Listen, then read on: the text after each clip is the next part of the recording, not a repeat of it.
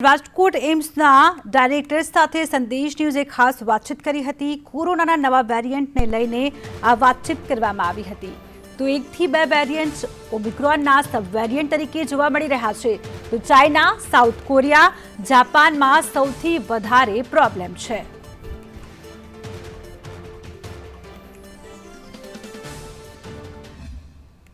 કોરોનાના નવા variant BF7 ચીન સહિત અન્ય દેશોમાં હાહાકાર મચાવ્યો છે, ત્યારે ભારતમાં પણ આમના તકેદારીના રૂપે આરોગ્ય વિભાગ જે છે તે સતર્ક થયું છે। ત્યારે રાજકોટથી આપણી સાથે એમ્સના ડાયરેક્ટર સર છે, તેમની સાથે જ વાત કરીશું। સર, कैसे देख रहे हो? कल भी समीक्षा बैठक हुई थी, मीटिंग हुई थी, क्या चर्चा हुई और ये BF7 पे क्या कहोगे आप?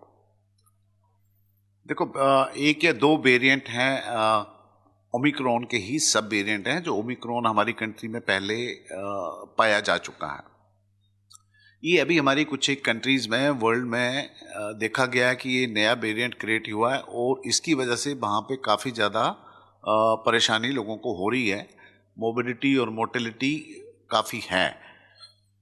मैं एग्जांपल दूँ तो साउथ कोरिया, चाइना, जापान, इन 3 कंट्री, सबसे ज़्यादा चाइना में है अभी प्रॉब्लम। ये वेरिएंट कोरोना के, वैसे भी कोई भी वायरस हो उसके हर साल नए वेरिएंट आते हैं और ये कोरोना वायरस जब तक इंसान को इन्फेक्ट करता रहेगा वो बॉडी के अंदर ही नया वेरिएंट बनता है। तो जितने ज़्यादा लोगों में इन्फेक्शन होगी कोरोना की, उतने ही ज़्यादा वेरिएंट बनने के चांसेस हो जाते हैं। तो इसीलिए चाइना में जितनी ज़्यादा लोगों में इन्फेक्शन हुई उसकी वजह से ये 2 या 3 वेरिएंट देखे गए हैं। BF5 आल्सो एक और भी है। तो ये वेरिएंट इंडिया में भी कुछ एक मरीजों में पिछले 3-4 महीने में पाए गए, और 5 to 6, और वो 5 से 6 मरीज जो हैं वो लेटेस्ट खबर ये है कि वो सारे के सारे रिकवर हो रहे हैं अभी।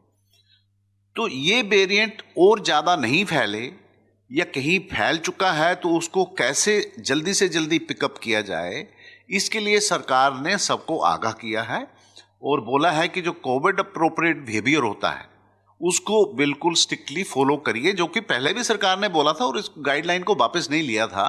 बट हम लोग बिल्कुल कंप्लेसेंस में आ गए थे कि अभी कोरोना ख़त्म हो गया और इसको बंद कर दें। तो इस वजह से ये थोड़ा सा लोगों को सेंसिटाइज करने के लिए सरकार भी अपने आप से चौकन्नी हो गई और हम भी अपने सारे लोगों को बता रहे हैं कि आप कोविड अप्रोप्रिएट बिहेवियर करिए। और वो बिहेवियर में 3 ही चीज़ें मेन होती हैं कि आप मास्क लगाइए, सैनिटाइजर यूज़ करिए, बार बार हाथ साफ करिए, क्राउडेड प्लेसेस को बचाइए और डिस्टेंस रखिए एक दूसरे की वजह से। जी सर, क्या कहेंगे जो ये वेरिएंट है, क्या तकेदारी रखनी चाहिए और ये जो वेरिएंट है कैसे फैल रहा है, लक्षण क्या देखा जा रहा है इसमें? देखो, अभी हमारी कंट्री में तो ऑलमोस्ट 0 है। 0 मतलब 3-4 कुछ एक केसेस हुए हैं, और अभी जैसे हमने टेस्टिंग और ट्रैकिंग और इसकी जीन सीक्वेंसिंग जैसे सरकार ने आदेश दिया है उसको रैंप अप किया है। तो अभी और पता चलेगा कि हमारी कंट्री में और ज़्यादा केसेस हैं या वो उन्हीं तक लिमिटेड हैं जो थोड़े से पहले थे। जो बाकी कंट्री से खबर आई है, ये ओमिक्रॉन का पहले ही हमें पता था कि ओमिक्रॉन बहुत तेज़ी से फैलता है, मगर उसकी जो डिजीज़ होती थी वो थोड़ी सी माइल्ड फॉर्म की होती थी। ये जो नए वेरिएंट आए हैं ये फैल तो उसी तेज़ी से रहा है, बट बाकी कंट्रीज़ में देखा गया है कि वहाँ पे इसके साथ में मोबिलिटी और मोर्टेलिटी भी थोड़ी ज़्यादा है। बट उसके वजह ये नहीं है कि ये वायरस बहुत घातक है, उसकी वजहें कुछ और भी हो सकती हैं। जैसे चाइना का एग्जांपल दूं, चाइना ने क्या किया कि चाइना ने सबको, जैसे हमारी कंट्री में हमने सबसे पहले वैक्सीनेशन शुरू की वनरेबल ग्रुप में, सीनियर सिटीजन में, ट्रांसप्लांट पेशेंट में जिसकी इम्यूनिटी सुप्रेस्ड है उसमें, या बाकी डायबिटीज़ पेशेंट में, और इनमें उन्होंने वैसा नहीं किया था। उन्होंने जनरलाइज जो थे जिसमें यंग्स भी थे, मिडिल एज भी थे और एल्डरली भी थे, but elderly group remain the most vulnerable.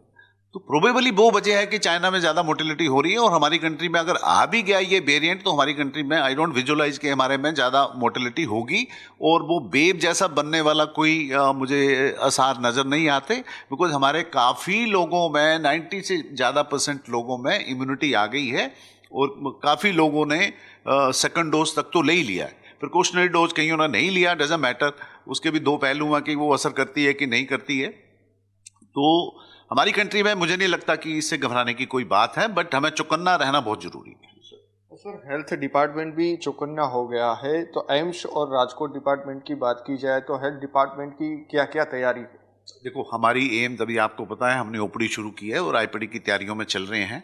अभी हम हेल्थ एजुकेशन रेडीनेस कि अगर ऐसी सिचुएशन आती है, मैंने पहले भी कहा था पिछली बार कि ऐसी सिचुएशन आई मैं अपनी ओपीडी को आईपीडी में कन्वर्ट कर दूंगा और उसमें 100 या 150 बेड लगा के कोरोना मरीजों को लग से हम वो देंगे। उसमें ऑक्सीजन बेड भी होंगे और नॉन ऑक्सीजन बेड भी होंगे। इस स्टेज पे हम सिर्फ एजुकेशन कर रहे हैं और प्रिकॉशन ले रहे हैं। जैसे आज से स्टूडेंट सारे के सारे मास्क डालेंगे, फैकल्टी सारी मास्क डालेगी, दूर रहेंगे, जरूरत नहीं है तो एक दूसरे से नहीं मिलेंगे, ये छोटी छोटी जो है सैनिटाइजर यूज करेंगे। ये हमने मैसेज कल सबको दे दिया था जब हमारी मीटिंग हुई और उसके बाद सरकार ने हुक्म दे दिया कि इसको फॉलो करिए, तो हम सबसे पहले अपने में फॉलो करने लगे। और जैसे ही डिस्ट्रिक्ट एडमिनिस्ट्रेशन हमें बोलेगी कि ऐसी कोई वेव बन गई जैसे डेल्टा वेव बनी थी, तो उसके लिए कम से कम 100 या 150 बेड हम ओपीडी को कन्वर्ट कर देंगे कोरोना वार्ड में। हमारे पास 4-5 फ्लोर हैं उसमें, तो वो we are ready for that. बिल्कुल सर, लास्ट क्वेश्चन आपको पूछना चाहूँगा कि जो WHO है वो चाइना से नाराज है क्योंकि डेटा की जो बात हो रही है, डेटा चाइना दे नहीं रहा है, क्या कहोगे आप? WHO ने कोविड का डाटा अभी 2 दिन पहले रिलीज किया है। उसमें कोविड का डाटा चाइना का नहीं है। WHO का कहना है कि सरकार की किसी लेवल पे कोई किसी वजह से वो डाटा हम तक नहीं पहुंच पाया, जैसे WHO तक वो डाटा पहुंचेगा वो उसको पब्लिश कर देंगे। मगर जब पूरे वर्ल्ड की सारी कंट्रीज ने अपना डाटा शेयर किया और चाइना में जब हर किसी को पता है कि कोविड ज़्यादा हो रहा है, अगर वो कंट्री हमारे साथ डाटा शेयर करती तो इससे ह्यूमैनिटी को ही फायदा होता कि कौन सा नया वेरिएंट आया है, वो क्या कर रहे हैं, इस वेरिएंट के लक्षण क्या हैं, तो उससे सबको फायदा होता। बट वो किसी वजह से नहीं कर पाए हैं अभी। उसके वजह तो देखो इंटरनेशनल मैटर है, हम लोग कमेंट नहीं कर सकते, बट हम चाहेंगे कि जल्दी से जल्दी वो अपना डाटा शेयर करें, बिकॉज उन्हीं के पास मैक्सिमम एक्सपीरियंस है इस नए वेरिएंट का कि कैसे बिहेव करता है, इसका एंड रिजल्ट क्या है और क्यों ये फैलता है, किस गति से फैलता है, क्या प्रिकॉशन और एक्स्ट्रा ले सकते हैं। और मैं उम्मीद रखता हूं कि जल्दी से जल्दी चाइना भी अपना डाटा जो है वो WHO से शेयर करेगा। થેન્ક યુ સર, આપણી સાથે હતા CS કોટક સર, જે ડાયરેક્ટર છે એમ્સના। તેમણે પણ કહ્યું છે કે નવા વેરિયન્ટ BF.7 સામે લડવા માટે સતર્કતા જે છે જરૂરી છે। તમામ તૈયારીઓ છે તે એમ્સ દ્વારા છે, રાજકોટ સિવિલ હોસ્પિટલ દ્વારા છે તે પણ કરવામાં આવી છે। ત્યારે ઉલ્લેખનીય છે કે જાહેર જગ્યાઓમાં જાઓ છો તો માસ્ક અને સેનિટાઈઝ કરવું પણ જરૂરી છે અને સતર્ક રહેવું પણ જરૂરી છે। કેમેરા પર્સન વિપુલ બોરીચા સાથે મયુર સરવિયા, સંદેશ ન્યૂઝ, રાજકોટ।